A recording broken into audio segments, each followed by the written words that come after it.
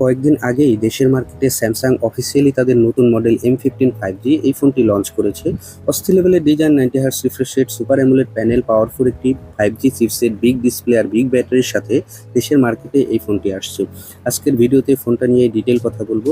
চলুন শুরু করা যাক আজকের ভিডিও।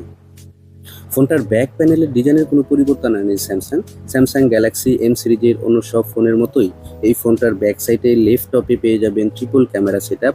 ব্যাক সাইডে ইউজ করা হয়েছে প্লাস্টিক এবং ব্যাক সাইডের ডিজাইনটা অনেকটা কার্ভ, যার ফলে বাজেট সেগমেন্টের ফোনটা হাতে নিয়ে অনেকের কাছে ভালো লাগবে। সামনে ব্যবহার করা হয়েছে একটা water dot notch cutting display. Side mounted fingerprint পাবেন, যেটা যথেষ্ট fast.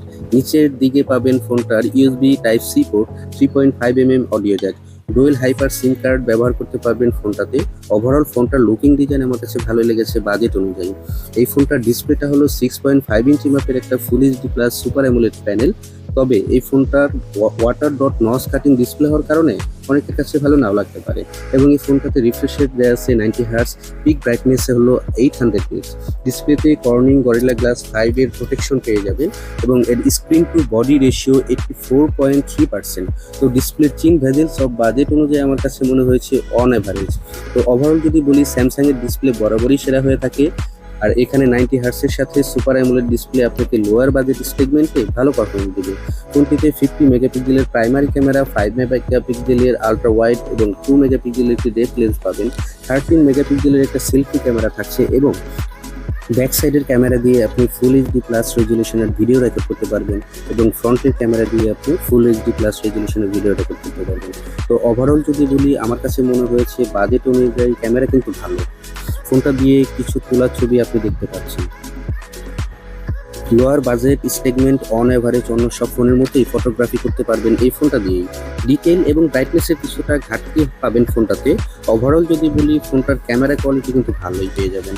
Out of the box Android operating system 14 এবং One UI 6.1 এই ফোনটিতে পেয়ে যাবেন। এই ফোনটিতে আরও পাবেন 4 বছরের OS আপডেট এবং 5 বছর পর্যন্ত সিকিউরিটি আপডেট। মিডিয়াটেকের ডায়মন্ডসিটি 6100 প্লাস চিপসেট ইউজ করা হয়েছে ফোনটিতে। এই ফোনটিতে কিন্তু আপনি গেমিং করতে পারবেন, লাইক আপনার ফ্রি ফায়ার, পাবজি এই ধরনের গেমগুলো প্লে করতে পারবেন। মূলত এই ফোনটাতে যদি আপনি মাল্টিটাস্কিং এর জন্য নেন তাহলে আরও বেশি ভালো হবে। ফোনটিতে আপনি পেয়ে যাবেন 6000 মিলিঅ্যাম্পিয়ারের একটি ব্যাটারি এবং 15 ওয়াটের একটি ফাস্ট চার্জার।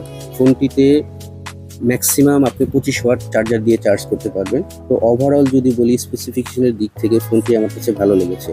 আপনি যদি একটি ফোন কিনতে চান এবং ফোনটি যদি অনেক দিন ব্যবহার করতে চান, তাহলে এই ফোনটি হতে পারে আপনার বেস্ট অপশন। এই ফোনটি কয়েকদিন আগেই স্যামসাং দেশের বাজারে 6GB 128GB ভেরিয়েন্ট লঞ্চ করেছে, যার প্রাইস রাখা হয়েছে 23,999 টাকা। তো বন্ধুরা, ধন্যবাদ। এই ছিল আজকের ভিডিওতে। দেখা হবে পরবর্তী ভিডিওতে। আল্লাহ হাফিজ।